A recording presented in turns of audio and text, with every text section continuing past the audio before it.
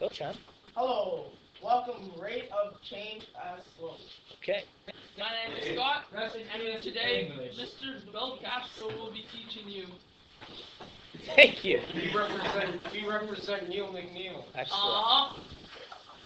And on the other side, English. Goodbye. Okay, so 25 seconds in. Rate of change of slope. M, which refers to our formula we talked about earlier. M is equal to, y is equal to mx plus b. Okay. The m in this formula is our slope. You guys recall you're giving a couple questions like that on a test, where they give you the formula and you wanted to find the slope. All you had to do was choose the number. This slope is equal to rise over run, which is how we've been pretty much finding our slope up to now. We've been counting how far to move over, and that becomes our rise over run. This is known as our slope. And the formula, when you're given coordinates, okay? When you're given a set of coordinates, you take one set of coordinates and you subtract it by the other set of coordinates to find the slope. This is called the change in y over the change in x. So we're figuring out how much our y values change by and dividing it by how much our x values change by. All of these things are to help us remember how to find slope. So, we've been given some information, our little chart down here. We have two anonymous people. We'll just call them Charm and Colson. And we just covered some stats on them. We discovered after 6 days of phone use that Charm will use his phone for, educational purposes? For 21 hours after 6 days. It's not bad. And then we've discovered that Colson, after 3 days, will use his phone for 21.5 hours for educational use. Okay? What we want to find out is the rate of change. So the rate of change is what this is moving at. And it's a little harder to count our rise over run. If you notice, I can't quite find a specific point. This looks like it's close to 3 and 10, but it's probably not. So what we're going to do is actually take our values. Okay? And when we take these values, the only other coordinate we have, does anyone know what it is? 0. So for 0 days, how much time is spent using their phone? 0 hours, right? That makes sense, and that's for both of them. They are unable to use their phone for educational purposes if a day has not occurred. So these are our coordinates, and we're going to take them and we're going to plug them in to our formula. Find the slope. They'll help us build an equation. Okay, so we'll do Charm in blue. Our formula for slope and our two coordinates for Charm, one of them was 6 and 21. And the other one was 0 and 0. So what we're going to do with this is we're going to define them. We have to call one of them coordinate 1 and the other one coordinate 2. So, to start off, I'll call this coordinate 1. What it comes first, my x or my y value? X. So this will be my x1, and this will be my y, what number? 1, good. Which means this is coordinate number 2. We'll call this x2 and y2. So slope was equal to y2, subtract y1, divided by x2, subtract x1. So we're going to take this information here. I'm going to try to highlight each one differently. This is our x1. This is our y1. This is our x2.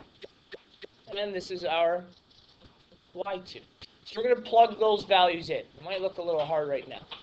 So our y2 value is 0. Subtracted by my y1 value is 21. Over. Our x2 value is 0 again, subtracted by 6. Okay. When we subtract these, it's relatively straightforward. We get negative 21 over negative 6, which is positive what?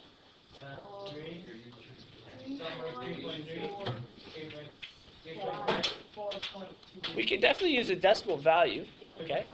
I'm going to reduce this. I'm going to divide both by 3. This will give me 7 over 2. Okay. As a decimal, anyone know? 3.5. Excellent.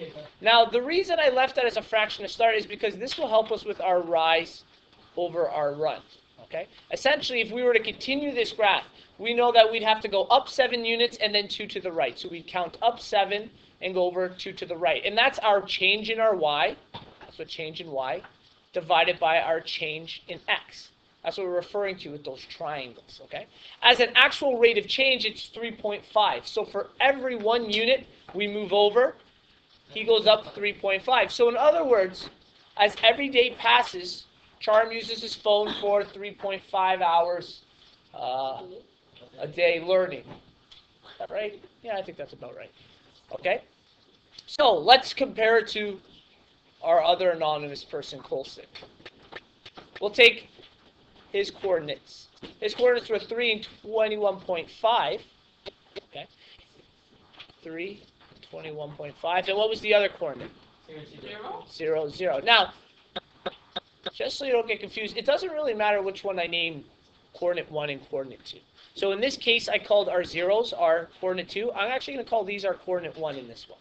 Okay, so this will leave us this being x1 and this being y1, which means this will be x2 and this will be y2. Okay, so we've got our coordinates now. We're going to plug them into the same formula. I'll try to highlight them the exact same way. This being our y2. Oh, that's kind of hard to see. This is our y1, x1, and x2. Okay? So when we plug them in for our slope again, y2 is 21.5. So we have 21.5. Subtracted by y1 is 0. Our x2 is our value of 3, subtracted by our x1 value of 0, which is going to give me 21.5 over 3. Now, this one's kind of hard because I have a decimal in a fraction form. So in terms of graphing, this would be very difficult. So it might be easier, instead of reducing the fraction, to actually make it larger. Okay? What can I multiply the top number by to make it a whole number? No, 3 won't work. Carl? Multiply both of them by 2. Yeah, if we multiply both by 2, I'll end up with whole numbers on both. Essentially, I'm doubling this. And anytime we double something of 5, it adds up to a 10. Okay? So if we multiply both by 2, this will give us a little more information with rise over run. So this gives us 43. That's right. Over 6. Okay? So this would be a good one to use for rise over run. Now, the problem here is you need a relatively large graph to get this relationship. As a decimal, 43 divided by 6, okay, is the exact same as 21.5. Whoops.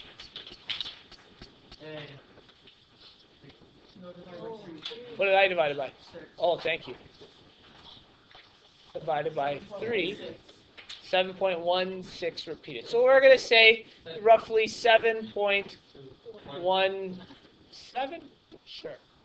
Okay, this is our approximation for a rate of change. And what that means is each day, Colson apparently spends roughly 7.17 hours learning. Okay? This is great. This is great information for these two people. So clearly one person spends more time than the other. What's important here is I also want to be able to build an equation out of this. So I want to build an equation to represent charm, which we did in blue. And remember our equation said y is equal to mx plus b. And our slope is which of these variables? M. So our slope in this case, you can write it as a fraction or as a decimal. Okay? I'm going to write them as fractions, just because sometimes that's easier for graphing. But either are correct. Would be 7 over 2. I've replaced our m. X. And what is our b? What's our b stand for? Anyone remember? B stands for our y-intercept. So when does this line cross the y-axis? At 0. So it would be plus 0. Do I need to include that? No. Y equals 7 over 2. X. That's a direct variation, if you guys recall. For Colson, y equals, now our fraction was much larger, 43 over 6. Sure, let's do the decimal for Colson. The decimal for Colson was approximately 7.17 x. And what was his b? What was his y-intercept? 0. Do I need to include it? No. So again, is this partial or direct variation? This is direct. Okay, so we're going to do another example of this. We want to find out the rate of change, but again, this is difficult to look at. So we're going to take the coordinates they've given us. Remember, our formula for slope was slope, or rate of change, or m, whatever you want to call it, is equal to y2 minus y1 over x2 minus x1. A formula we need to remember. So let's name these coordinates. I'll call this coordinate 1, so this becomes x1 and y1, which means this is coordinate 2 at x2 and y2. So we'll plug them in. My y2 is 5. Subtract. My y1 is 65. Divided by my x2 is 500. Subtract 0. This gives us what? Negative 60 over 500. I can reduce this. Anyone know what I can reduce this to? 6 over 50.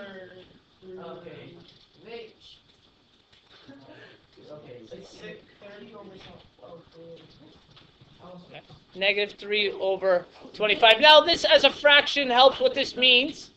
If we were to talk about rise over run, okay, that means we rise, or because it's a negative drop, every 3 units we drop, we go over 25. Now, this might not look like that in this graph, but look at what our x-axis is growing by.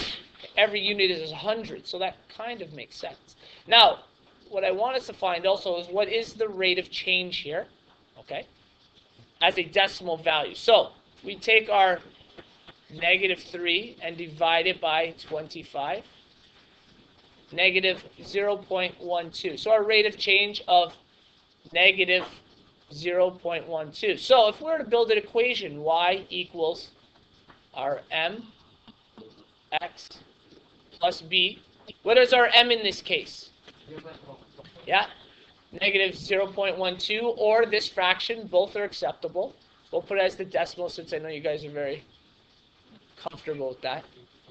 Negative 0.12. What would my y-intercept be?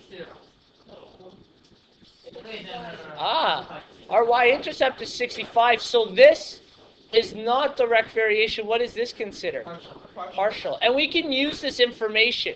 What if we were to try to put in 600? We want to know how far they get in 600 kilometers. We'd plug it in, and we'd probably get a negative value. In other words, the car would have ran out of gas, since we were talking about distance versus gas before. Okay? We can use that same information in our other example to estimate how much time in a month or a year from our formulas that Colson and Charm spend doing education on